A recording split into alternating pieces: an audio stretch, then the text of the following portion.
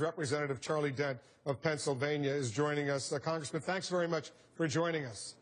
Thank you, Wolf, for having me. I appreciate it. Would you be among those members of the House to vote in favor of what's called a clean continuing resolution without any strings attached to get the government back up and running? Yes, I have said that repeatedly. In fact, I was one of the folks who insisted that we vote on a clean continuing resolution on September 30th so that the government would not shut down. I've been very outspoken about that. Pete King and I and others have been very clear. And I believe there are the votes, in fact, to pass a clean CR. So what about the procedural vote that would allow such a resolution, a motion to discharge, whatever it's called? You don't seem to be ready to vote for that, which would force the Speaker's hand and allow this clean resolution to come up. Why won't you support that, or will you? Well, first, let's be clear about a discharge petition. It's something that would have to be signed.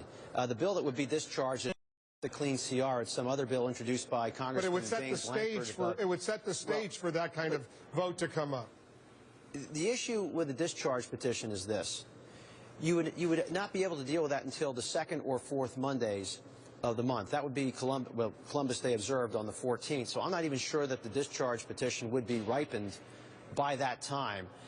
My hope is that we will be able to resolve this situation prior to October 14th, which I believe would be the earliest you could deal with that discharge petition, although I believe you probably couldn't deal with it until October the 28th for all practical purposes. It's really not I hate to get into the weeds. I hate to get into the weeds of Washington, real inside Washington legislative talk right now. But if it were to come up, that motion to discharge, which would force the Speaker's hand and allow a continuing resolution to come up for a yay or nay vote on the House floor, would you vote in favor of that procedural move?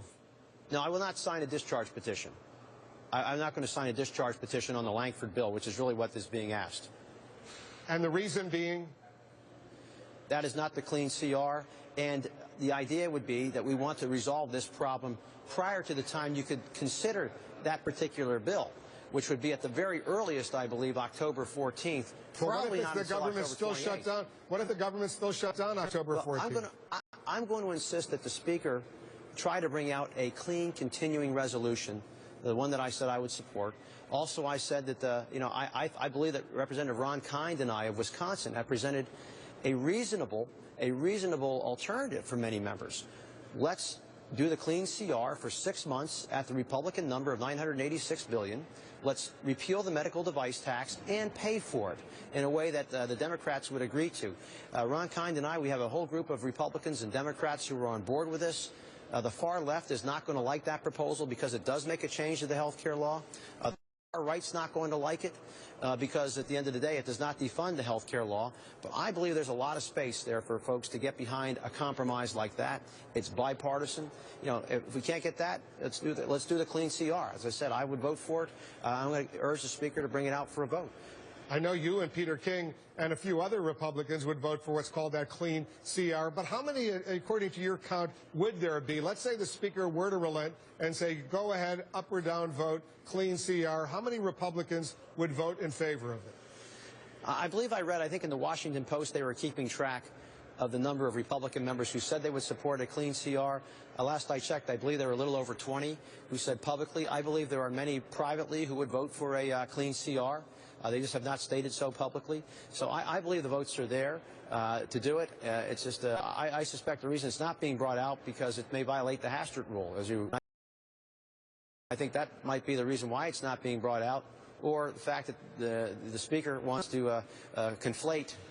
He wants to conflate both the debt ceiling and the continuing resolution. I would prefer we not do that, but as time wears on, I suspect the conflation of these two issues will become inevitable. From your perspective, who's more to blame right now, the Speaker or the President, for this government shutdown?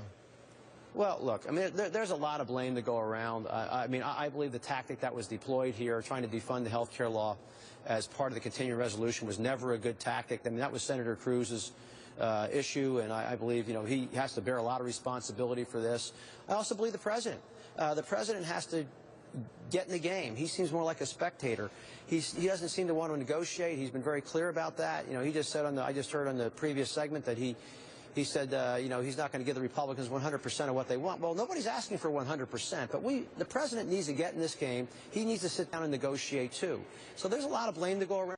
But if I had to cast blame anywhere, I would say it was Senator Cruz and those who insisted upon this tactic that we all knew was not going to succeed.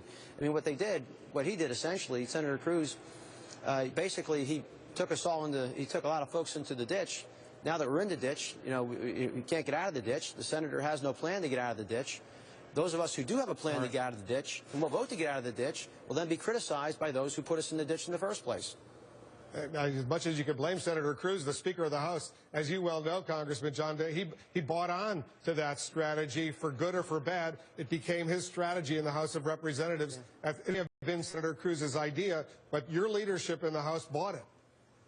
Well, over my objections, I insisted that, look, here is my position. Okay, we can vote to defund the law.